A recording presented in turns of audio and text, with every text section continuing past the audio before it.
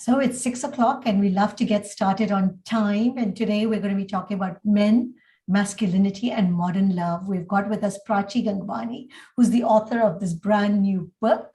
Very, very interesting. It's taken her, I think, 3 years, talked to lots of people, and we'll get right into it. But before we get into it, I want to hear from you guys. What kind of drove you to say, yeah, you know what, this is a talk I want to hear in, I want to listen to, I want to get more information on.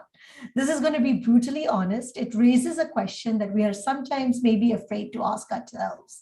In her book, Dear Men, Prachi delves into how men across ages navigate romantic relationship in a country that's still teetering on the cusp of modern and traditional. And this is something that even men, women, all of us are delving into. It's that, we don't know which side, we still have the traditional values, yet we are looking at the West and kind of saying, where is our place? So in this book, she talks to men and how they deal with online dating, the traditional gender roles, the effect on mental health, romance and marriage, the big question, why they hurt women, or do we think that they hurt us, toxic masculinity and consent. Prachi is a Delhi-based writer and content creator. She talks about relationships, sexuality, gender, culture, and wellness.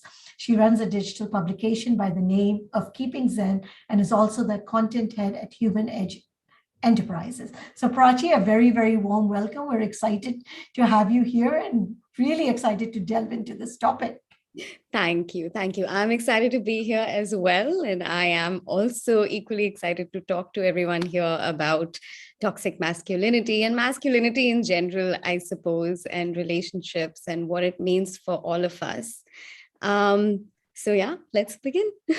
So, first of all, I want to ask you this question, and I'm sure first I want to hear also from the audience what drew them to this topic and what drew you to this subject. Sure. So shall I go first? Or yes, please. I see a very quiet crowd today, guys. I want to hear from all of you also. We'll warm up. Yes, we'll warm up. Yeah, I have a ton of questions for everyone here, so we'll get to that. Well, I started working on this book really very innocently. It was not a book idea at first. It all happened when I was working at IDEVA, which is a women's lifestyle magazine. I was handling the relationships and sex section for them, and I would talk to women a lot. You were like the dear ex. The agony aunt. Yeah, well, yeah, in our bay, I was the agony aunt, yes. Too young to be the agony aunt, but still. Yeah, so I would talk to my colleagues. It started with my colleagues, of course. So I would keep asking women about their experiences in dating and relationships, etc. And then it evolved from having these conversations with my colleagues to my friends from college, and then their friends, and like all sorts of women that I would come across. And I realized that there are certain patterns, like certain common experiences that we have as women, as heterosexual women, with the men in our lives. So this book, I just want to put it out there, is about heterosexual relationships. I haven't delved into other sexualities and other, same-sex relationships or the LGBT, queer community. This is purely about heterosexual relationships. So it started with that. I realized that there are certain patterns, commonalities that women have in the kind of experiences that they have with men. And so I got really curious. I made a WhatsApp group of like around 12, 13 guys on my phone whose numbers I had saved. Some of these were friends, some of these were acquaintances, a couple of colleagues. And I started asking them questions about what their thoughts were on certain aspects of relationships or dating. So stuff like, who do they think should pick up the tab on a date? Do they think that agreeing to go on a date with you is consent to sex? So just stuff like that I started asking. That's where the conversations began. And I also started asking these questions online, like on my Instagram, for example. I would just put it on my stories, and a lot of people started responding, both men and women.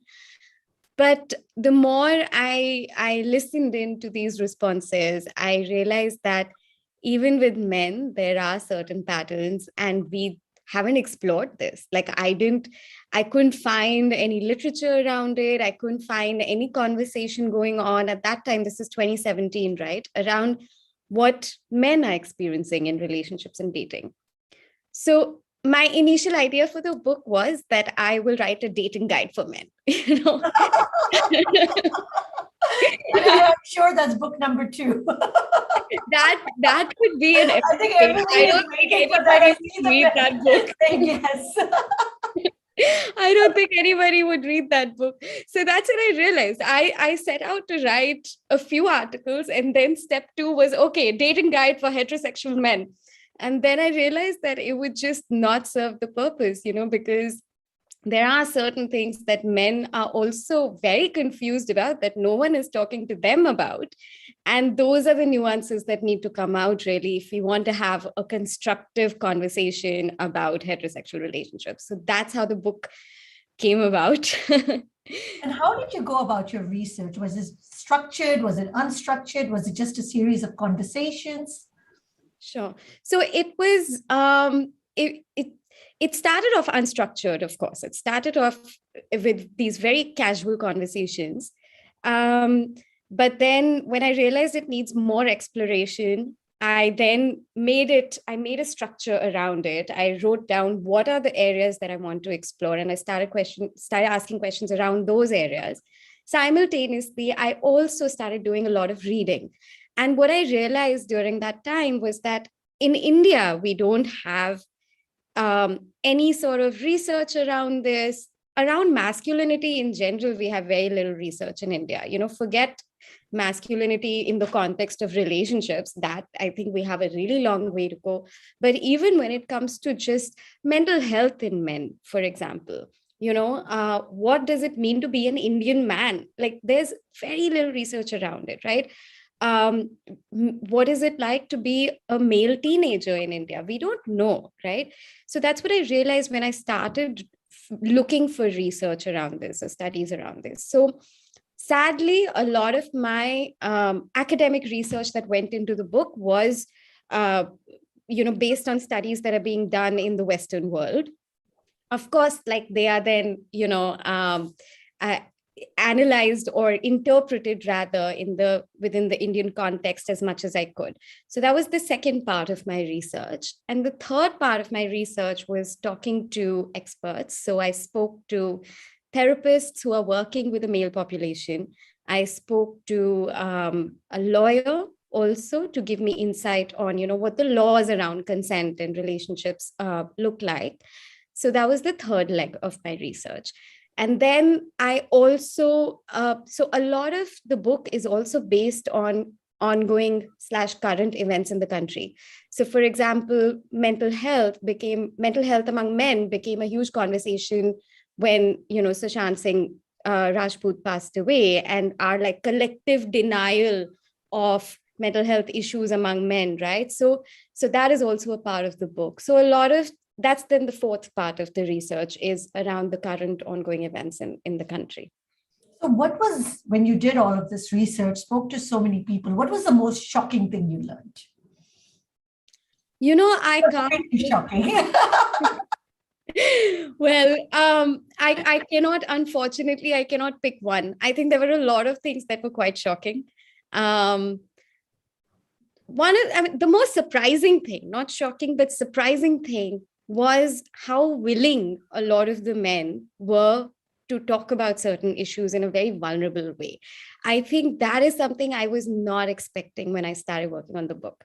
I was, you know, expecting to be woke fished, if you know what that means, you know, to be given these politically correct answers and all of that. And that also happened. But I was quite surprised by the candor, the openness of a lot of men that I spoke to. But as far as my learnings go, I think there were a lot of shocking revelations. And we'll get into all of them as we move forward. But I want to ask you this question before I hand it over to you. So, you know, anytime a woman writes on anything that is to do with men or strong women, you get labeled as a feminist. So are you now being labeled as a feminist? Well, I don't know about that. I think I've always been a feminist. But my fear with this book is that I'll be labeled as a men's rights activist, which is not the case. This is well, I suppose it's a feminist book, but it's neither pro men nor anti women, neither anti women or pro women, anti men. It doesn't take a side. I'm just trying to um, show what's happening, with men and how they are navigating relationships.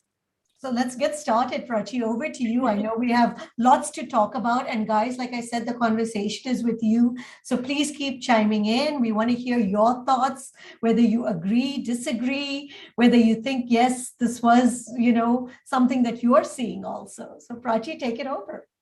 Thank you, Sukriti. So I do have, I would love for all of you guys to be to interact and to share your thoughts. So I have a bunch of questions around the 4-5 things that I plan to talk about today.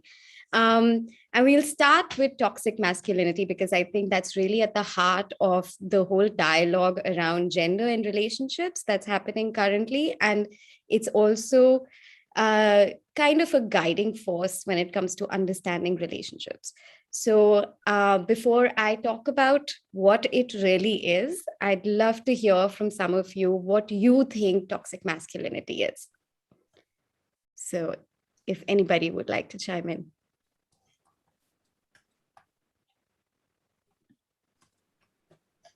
Domination, says Muddit. I said over aggressiveness. Smita says Kabir Singh. Maria says male hegemony. I can't even pronounce it. Julian says abuse. Yeah. And Amita says stubborn. Deepika says patriarchal mindset. Sangeeta says stonewalling when they want to. Shilpa says ego. Oh, sorry, this is going. Are politicians. Amita says ego. Sandeep says frustrations manifesting in physical aggression.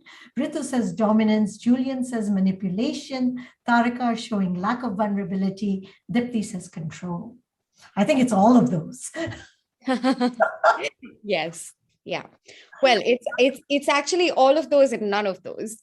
So this is what I realized while working on the book, is that, the term toxic masculinity is an abused term. We overuse it, and very often we use it incorrectly. And I have been guilty of it as well.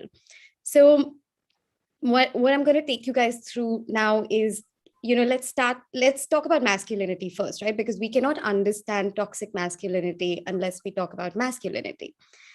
So what is masculinity? It is a social construct, right? Being born male doesn't make you masculine, or being born female doesn't automatically mean that you're feminine, right? Femininity and masculinity are things that we learn, things that we are taught. They are behaviors, they are expectations that others have, and we learn to have of our own selves, that we internalize because of the social construct that we are in. So in my book, I don't know how many of you have ordered the book or have read it, but I will just show you.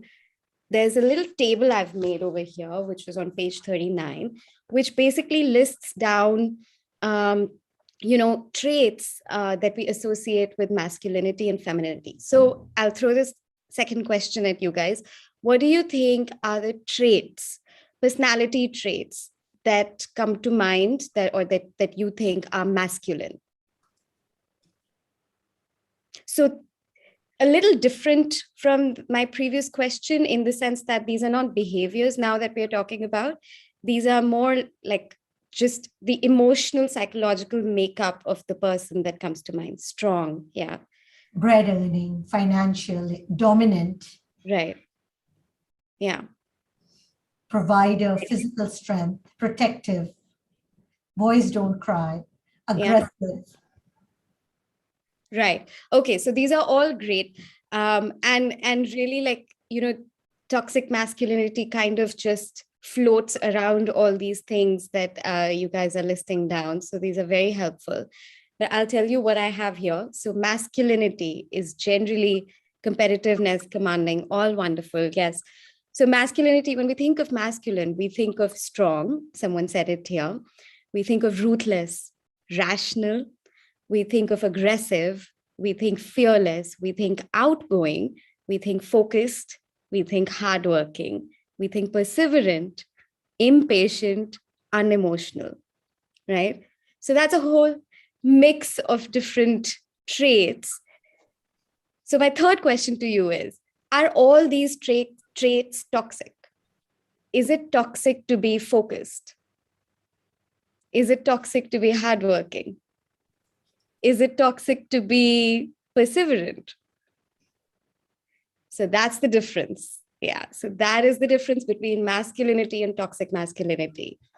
And I think this is a mistake that we make, and this is kind of the danger of this movement of talking about masculinity and talking about toxic masculinity, is that we think that all male behavior is terrible and we must change men. No, that's not the case. A lot of feminine behaviors and traits and traits and behaviors are also toxic, but we won't go into that. So coming back to toxic masculinity, I think it's very important to understand that being masculine is not toxic. There are certain aspects of being masculine that are toxic and that hurt everyone. They hurt women, they hurt children, and they hurt men as well. So that's my 2 cents on toxic masculinity. Now let's talk about where does it come from. So I want to ask you a very simple question, and maybe like take a second to think about the answer, to reflect a little bit. What do you do when you see a grown man or even a young boy cry or feel sad or show like any kind of just sad and fear or sadness? What do you feel when that happens, and what do you do?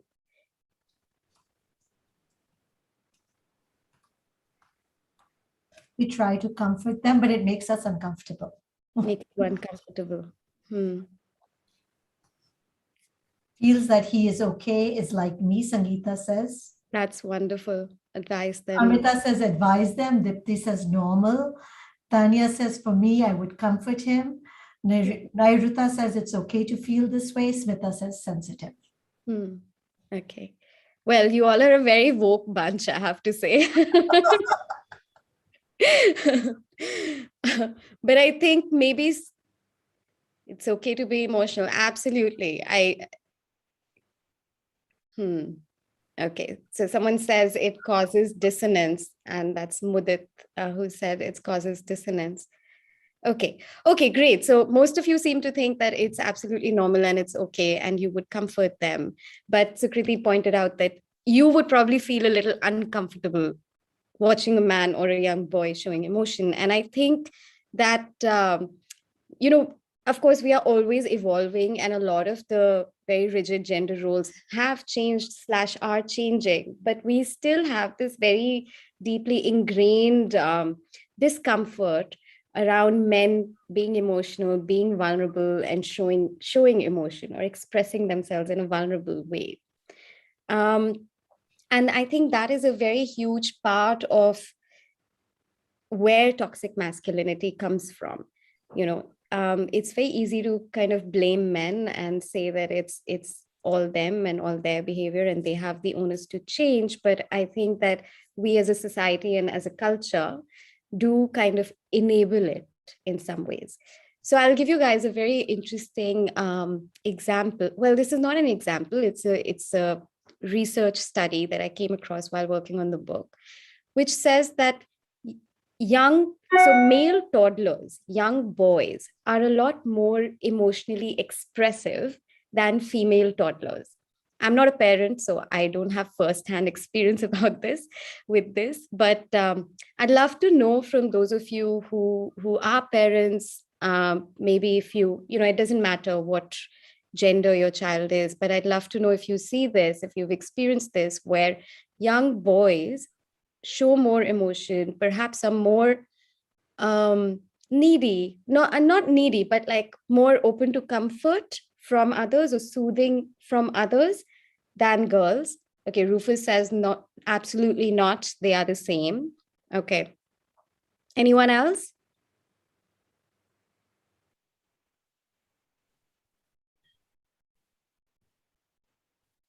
Okay, so I'll continue then. I think they're the same. Okay. Okay.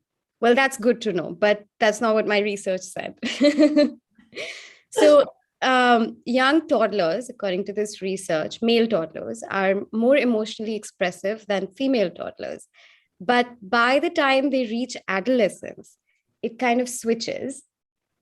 It switches, and adolescent boys become less expressive than adolescent girls. And a lot of that has to do with the way we treat or the way we respond to young boys showing emotion versus young girls showing emotion.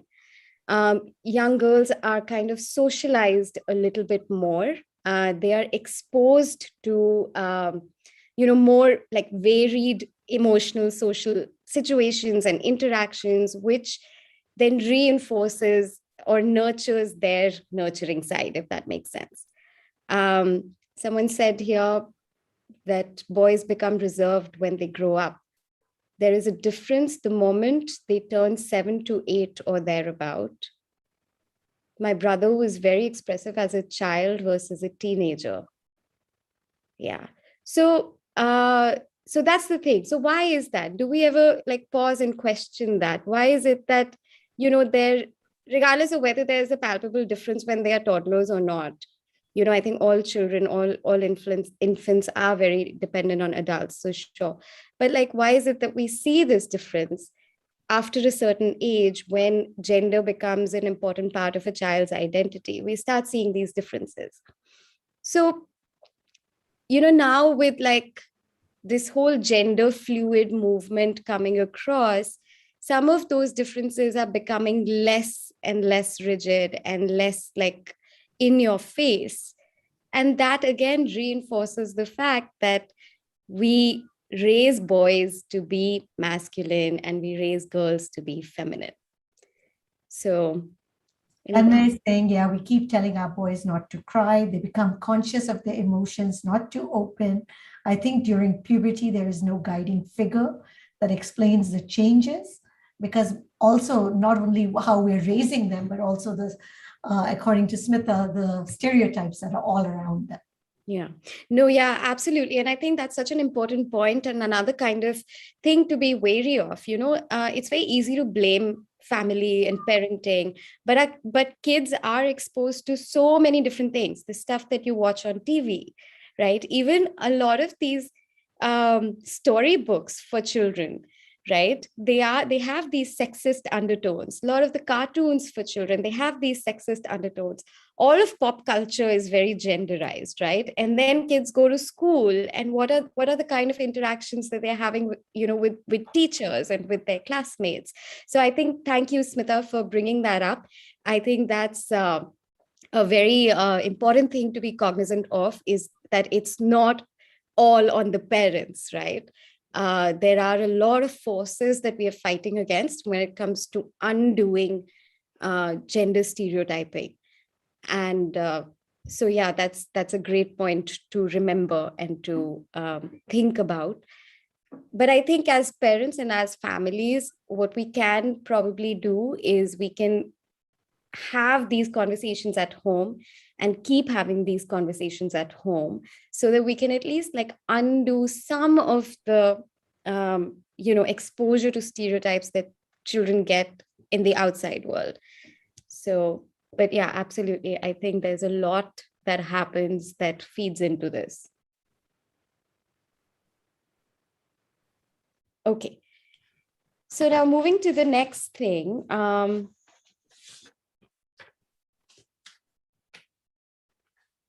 Yeah, so Ritu says there have been young boys who forcefully hold back their emotions just because they've been teased by their peers for the same. Okay, I'm going to segue a little bit and talk about something that is related to Ritu's comment here.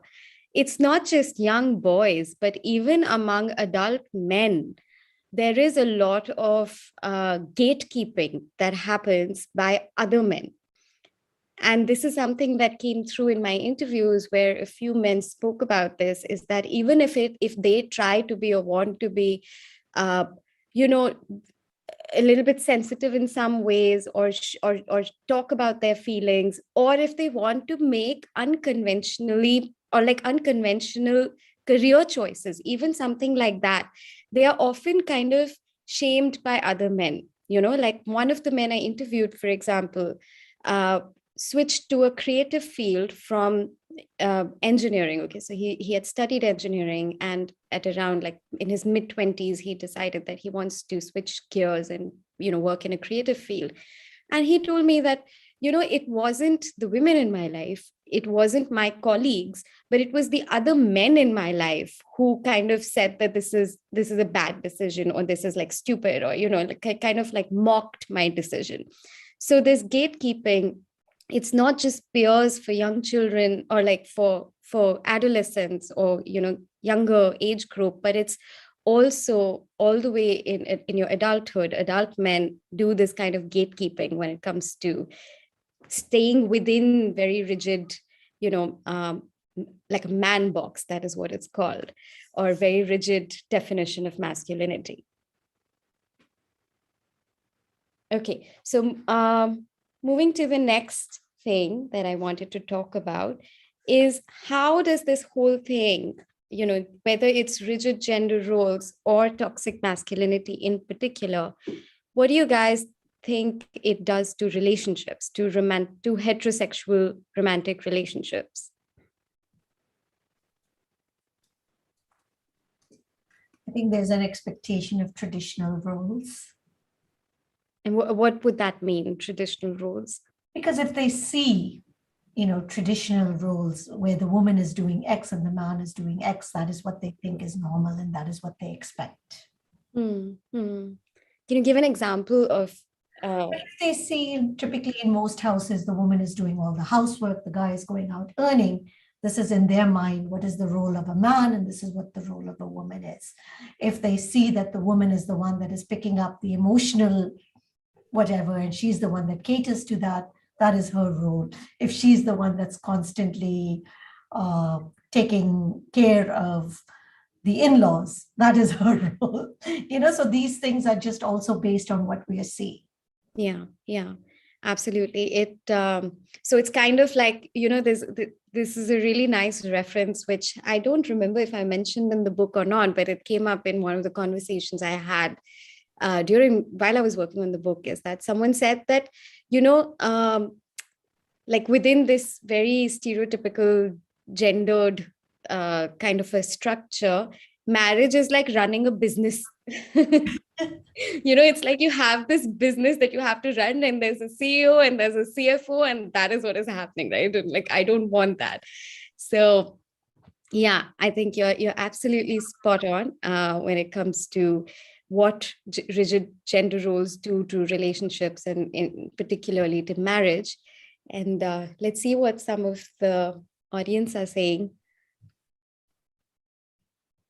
So Sangeeta says they have preconceived notions of what a woman should be based on childhood experiences with women around them.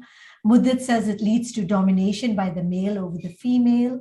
Deepika says it affects their career choices of the wife, child, and rearing responsibilities. Julian says relationships will burn down at some point. Ritu says it makes communication highly ineffective, and mind reading happens more often. And Amita says why it is always the man. Dipti says expectation mismatch. Mm-hmm. I think all of these are like, absolutely relatable.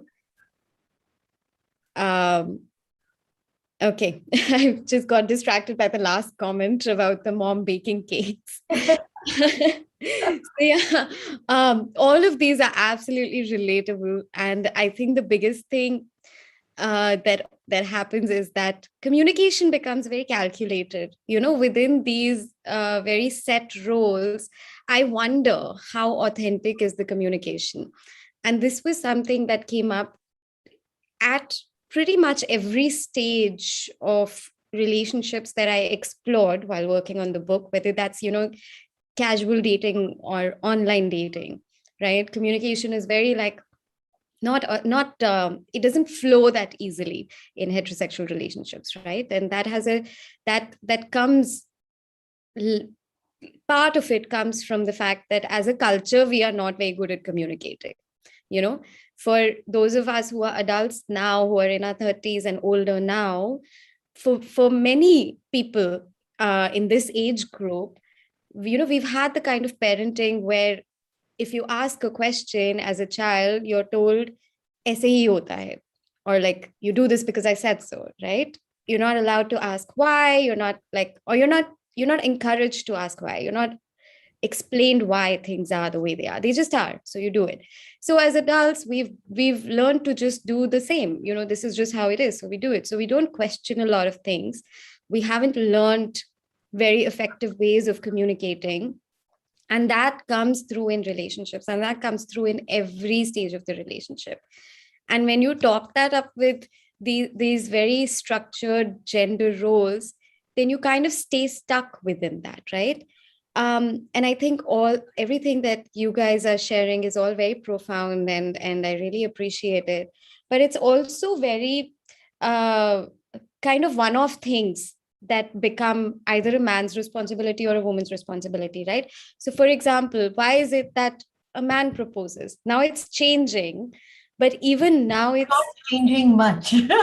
exactly, that's exactly what I was going to say. Even now, there is a lot of resistance to the woman taking charge in a relationship in the course of, you know, how the relationship will evolve.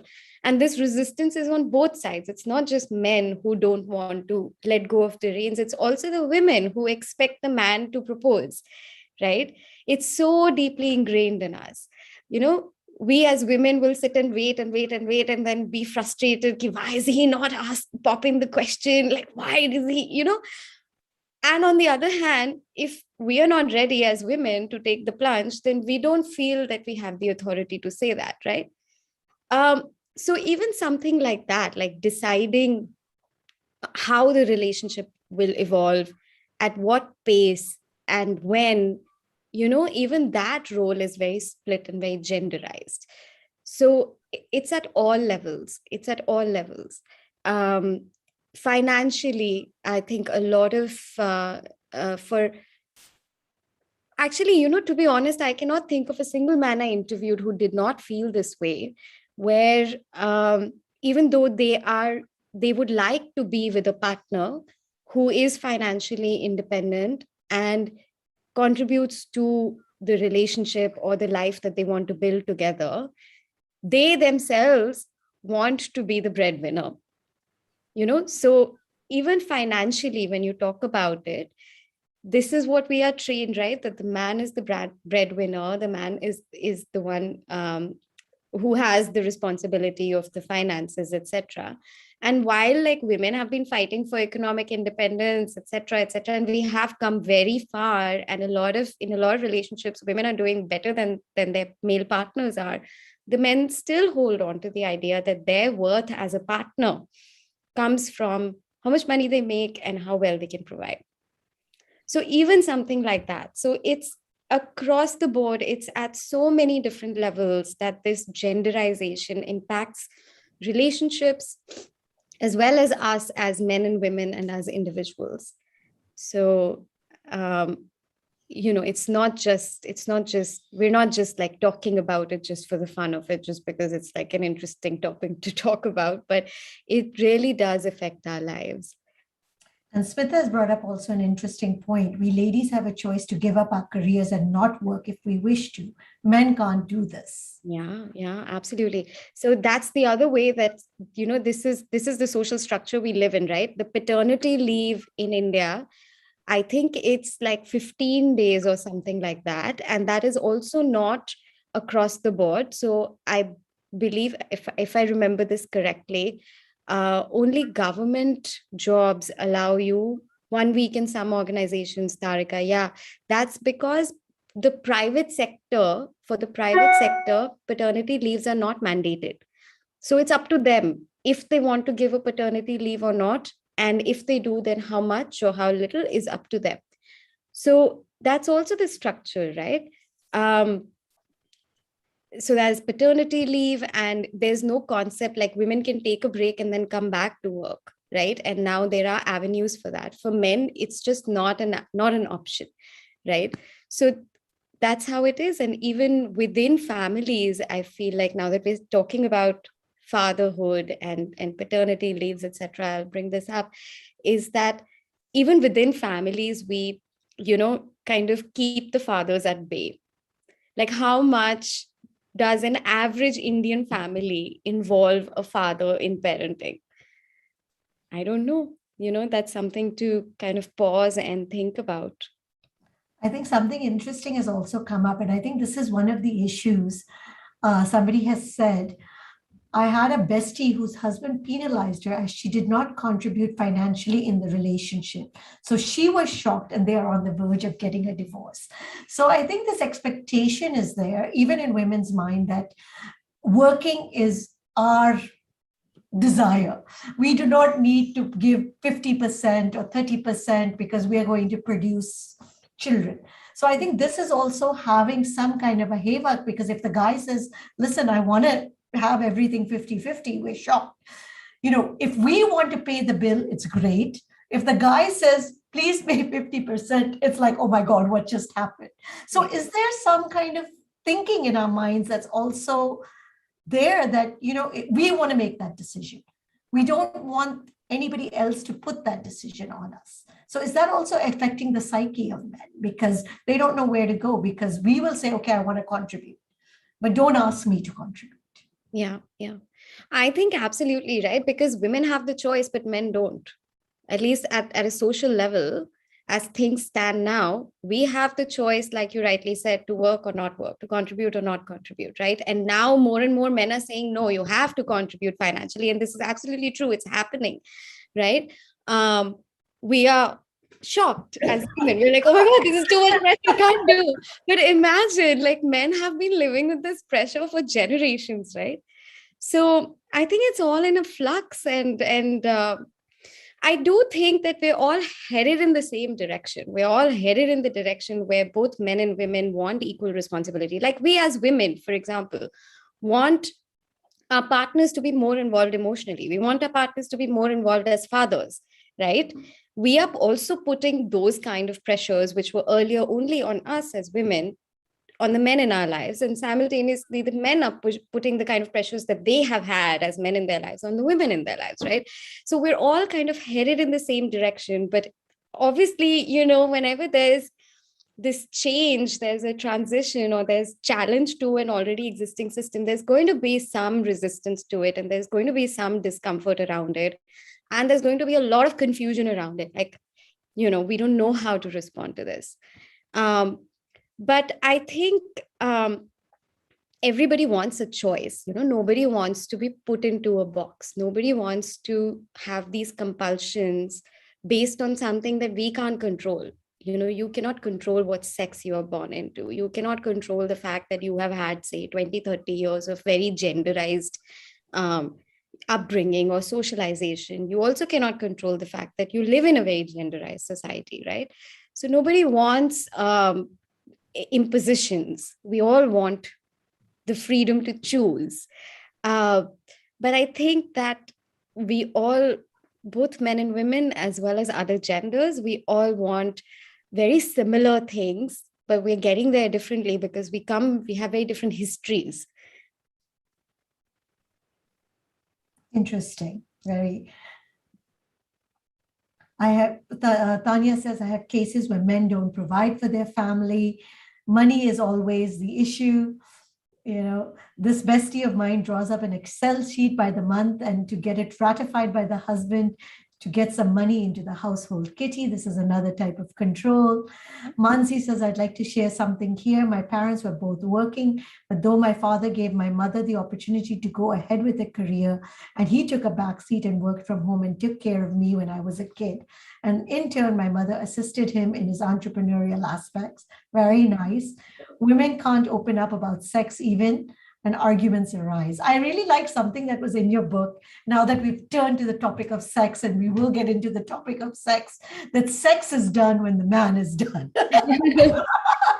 Yeah. About sex, it is not that there is ever a question that when is sex done, it is always assumed if the man is done that, I really like that because you also brought it up. What about that? What about the sexual expectations? And is that also changing?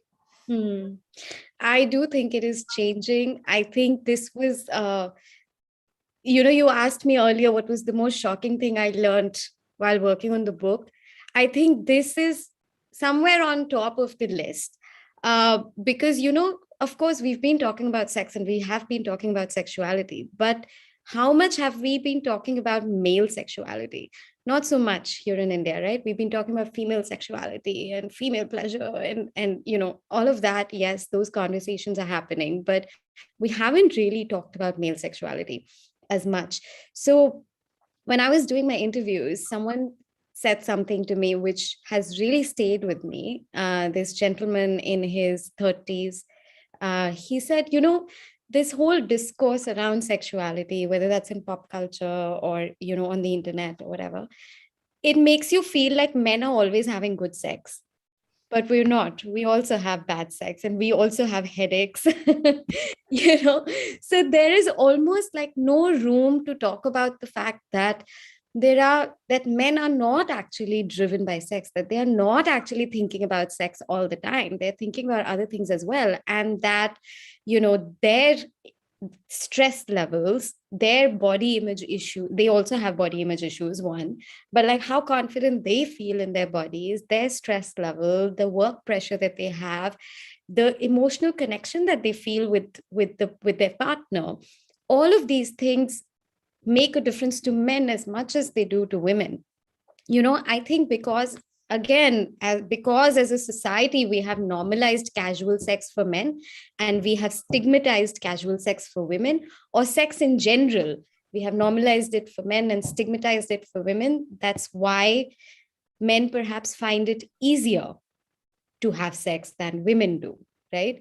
But they still need the same things that we do to feel confident in their body, to feel sexy and attractive, to not be stressed out, whether that's by work or family pressure or whatever, and to feel an emotional connection.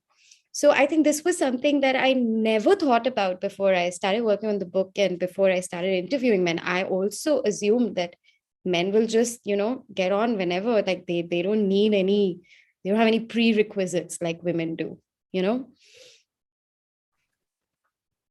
That was very, very, very interesting, actually, also in the book, because I think the other part that I thought was also very interesting, I'd love to have your take on it, is the question of family and family acceptance of the relationship, because that was also something that did come up, because men are still seeking that acceptance. Yeah, yeah. And so are women, actually. Yeah. But okay, so I haven't really explored this in depth as much. It did come up. I did realize that for men, it's very important that they have family approval when it comes to choosing their life partner. Um, for women, I think it's slightly different because, again, this very patriarchal setup where the woman leaves, right? So it doesn't matter as much. You don't have to, the son-in-law doesn't have to spend his daily life with the woman's parents, right? But the daughter-in-law has to do that. And I think it partly stems from that. And also this whole like Raja Beta son preference. I mean, there are just so many different layers to it where for men, marriage is more of a family affair, it seems to me, than it is for women now in this present day and age. I think women have more leeway to rebel and when they want to make their own individual choices when it comes to choosing a life partner, because and it's both for good reason and bad, right? The good reason is that because we have been fighting for our independence and we have been raising our voices against systems like this for so long that we have actually come this far, right? But the bad reason is that for a lot of families and a lot of people, when the woman is married off, she's not your problem anymore. She'll go and deal with it, right? So it's somewhere in the middle. But for men, I think the challenge when it comes to marriage and family approval, etc., is that it's all like one unit in an average man's mind, and he has to then make sure that there's harmony between everyone, right? So there is a kind of a certain sense of responsibility, I suppose, that comes from it. And then the other thing too is that family is also, especially in our country, it's a very patriarchal structure, right? So it serves the men. It is about, I don't want to use the word ownership, but unfortunately, I cannot think of another word at the moment. But the way marriage came about and the way marriage currently is in society is about a little bit about that, right? There's still ripple effects of that we still see. So I think it comes from that. But yeah, absolutely. For men, it seems to be a very important criteria that they have full family approval when it comes to their life partner. For most men, not all. Two more things before we open it out for questions. One is the question of mental health in men, because this is really taking a big toll on them, which we don't think about. And then the concept of consent, has that changed also? Let me address consent first, because it's easier. I think we've started talking about consent only after Me Too. We weren't talking about it before Me Too.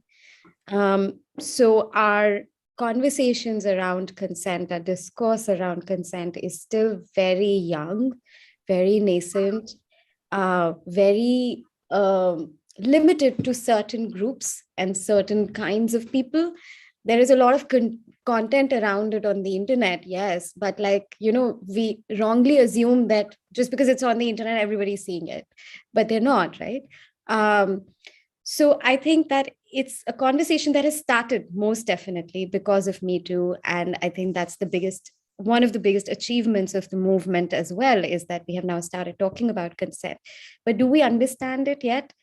I don't think so. I don't think we do. I think we have a long way to go. And that is, again, true for both men and women.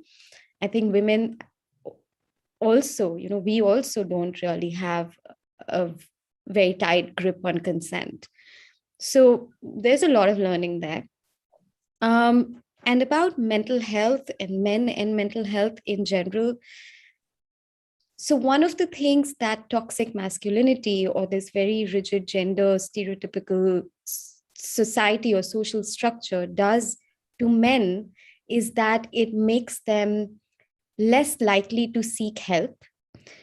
It also makes it less likely for men to be diagnosed with mental health issues. And that's a really serious problem. I was reading up on something a couple of days ago, and I came across this very shocking graph, which I will try to show you guys on the screen. I don't know how much of it you'll be able to see, but so just to put it out there, the suicide rate among men is the highest among all gender groups globally. Okay, this is all over the world. I knew this. I have known this for a while, and then couple of days ago, I came across this graph. Can you guys see it? Yeah. The blue is men. And that is between 1971, I think, and 2019. And it really kind of stops you in your tracks, when you see this graph just going up, up, up. So I think men and mental health is a very serious issue. And it comes from the fact that we haven't taught men to be vulnerable. We haven't allowed men into the mental health space, both as professionals as well as clients. Men are less likely to be diagnosed with depression or anxiety, and more likely to commit suicide. So this is just one aspect of it, right? And there's so many other different aspects of it, which I think I could talk about it forever, really. But I will leave you with this very shocking graph, and I will urge you to read the book to understand more about mental health, because it's not only when it comes to depression and anxiety, it's also very everyday things that we gloss over, like temper issues. why do we accept temper issues and like just ignore temper issues among men? It's real distress, that anger comes from. We don't talk about that either. So those kind of things. Yeah. Oh, lots of very interesting stuff. Couple of questions that are coming up. So now that you've seen men, and when we talk about traditional and modernity, but we're still seeing, like Vanshika has said, men are still wanting dowry, all of these things that are very a patriarchal mindset. How do we see that? Because most of the people that you interviewed were younger. Yeah. They were between 26 to like 30, 40 maybe maximum. How did you see that mindset change? And then please, whoever would like to ask questions, please do raise your hands and I will let you guys take the floor. So where are we on the spectrum now? I think we are all over. I really do think we are all over. Okay, so I don't know if I can give you a very holistic picture of this. I interviewed, like you said, I interviewed younger men, and I think younger men are evolving and have evolved in a lot of different aspects. I also interviewed men who live in urban India. Not all of them come from urban India. A lot of them have been raised in tier 2, tier 3 cities and have moved to urban India during early adulthood, but they have very urban influences. These men were also very internet savvy. So yet, so all these three things, aligned. Even so, I had a man tell me that, some cousin of hers who's in the marriage market was like earning more than a potential suitor, and her father was pressurizing her to quit the job, take up another job where she would earn less than the potential suitor, because he felt that the guy felt threatened, right? And when I asked him what his views are on it, he's like, I don't think it's a big deal. Anyway, shadi ke baad to, she'll have kids and all, and she'll have to work less, right? And this is a very educated, well-traveled, very urban man we're talking about, who's young in his 20s, right? So there are men who still hold on to those beliefs, but there are also men who don't, who have broken away from it entirely. So I think it's all over the spectrum, really. And we are a very complex country, so I don't think it's fair to make generalized statements. But I think the only thing that I can say with certainty is that things are changing. And I think we need to keep talking about it, and we need to keep kind of nudging the change forward. Awesome. Thank you. Guys, I'd love to open it out to questions. If people have, you can raise your hand or write it in the chat box. Sukriti says, my namesake, that there should be an app where we can find sensitive men. That's a great idea. Maybe I'll make that app.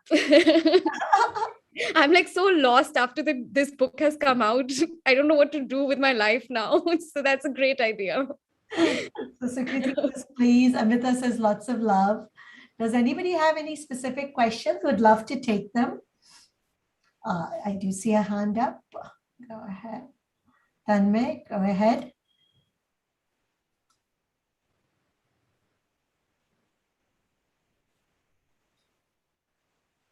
Amita, go ahead. I'm asking Tanmay also to unmute.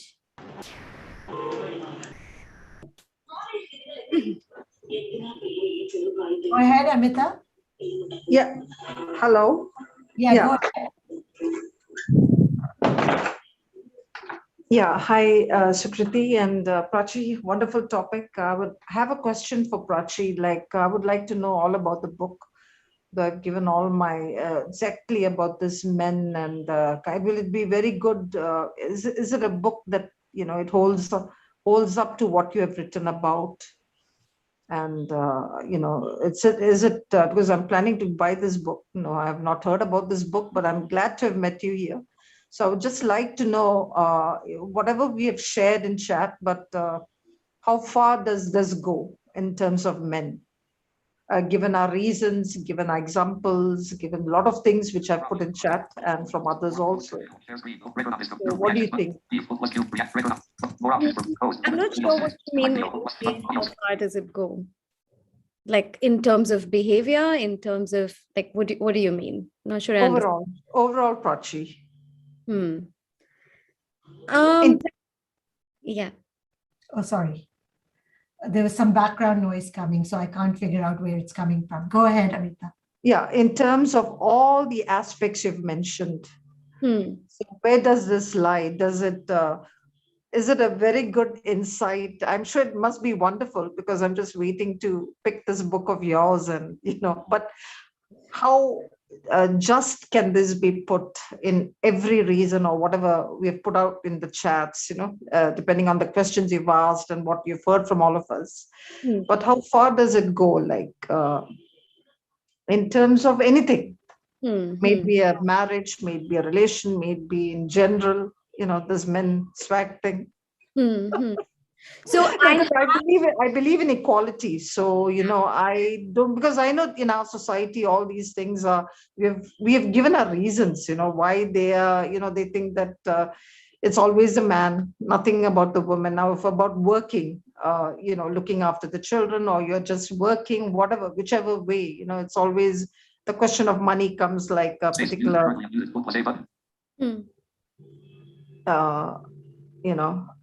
one of them had mentioned about the problem for divorce on that. And I think getting some background noise. Sorry, I'm trying to unmute you, but there is some background noise there. Go ahead, Prachi. I'll let you answer Amita's questions. There are also a lot of questions that have come in also in the chat.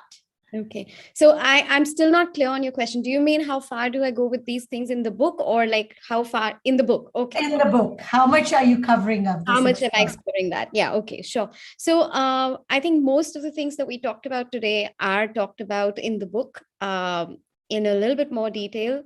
There are a lot of other aspects that are talked about in the book, which we did not even touch upon today. The book is mostly about dating.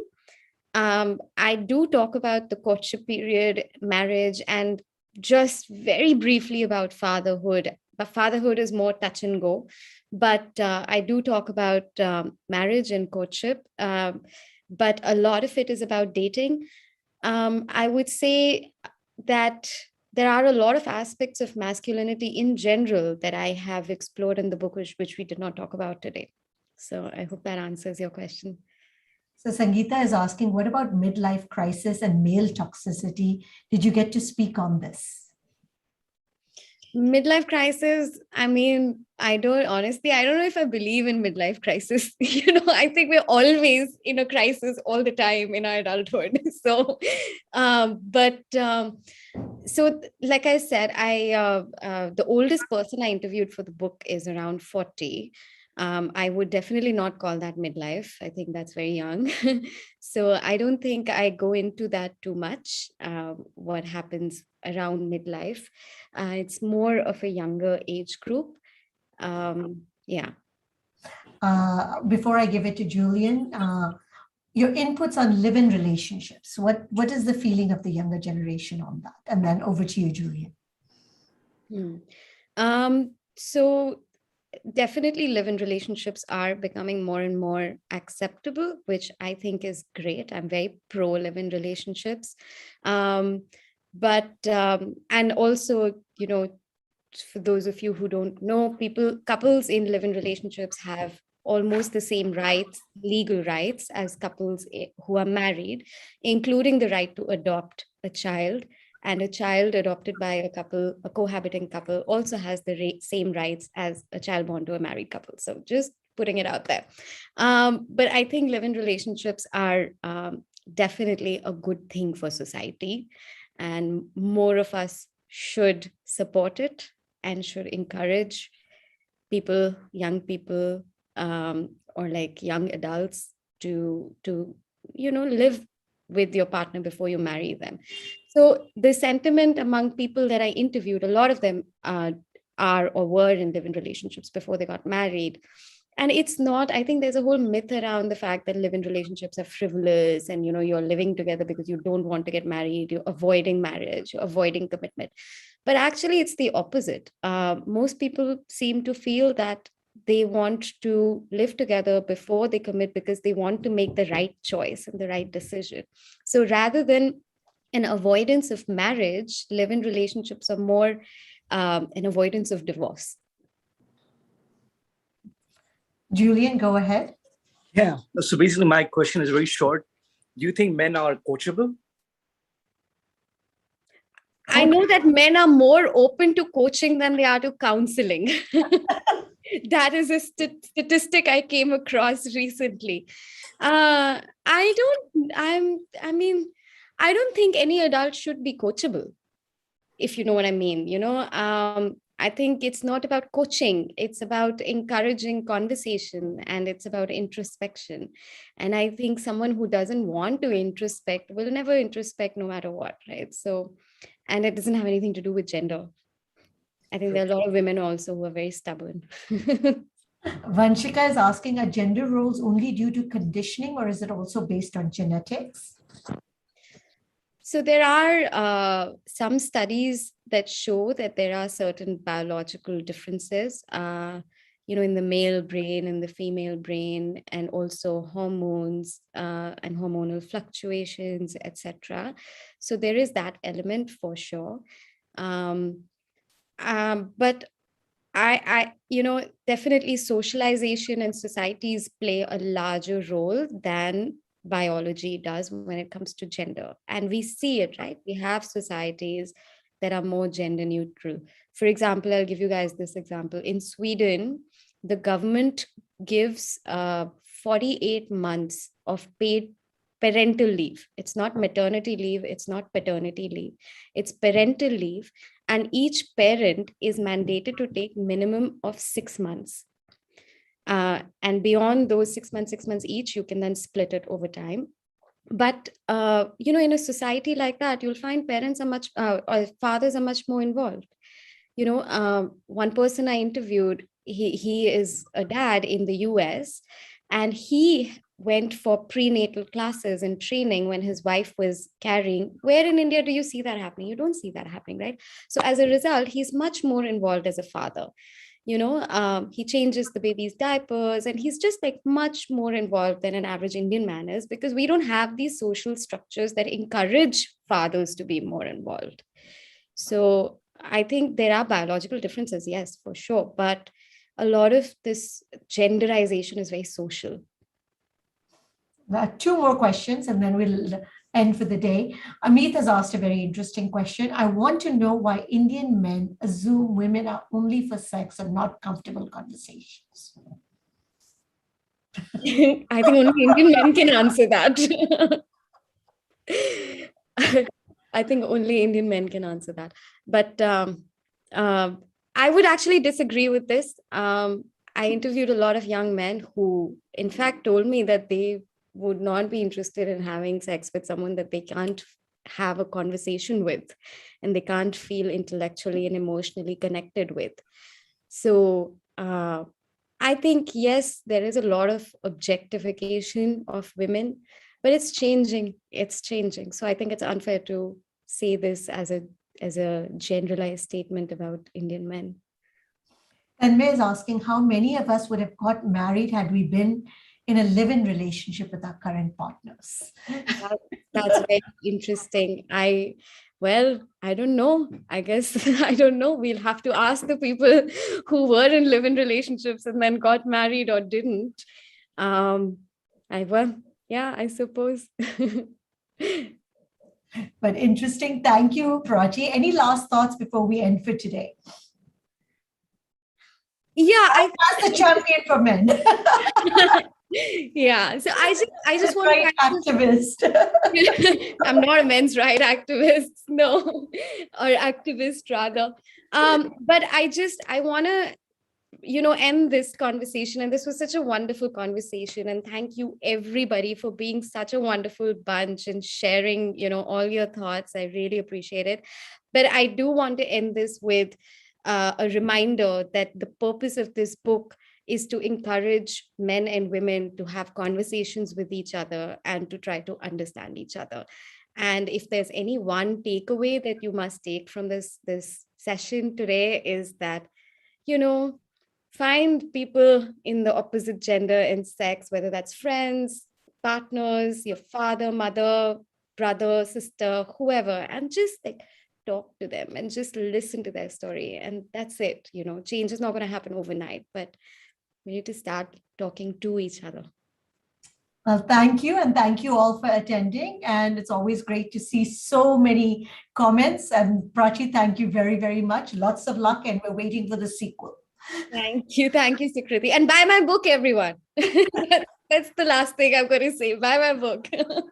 Thank you so much, Sukriti. This was wonderful. And thank you, everyone who is here today. Thank you. Good night, everyone. Bye. Night.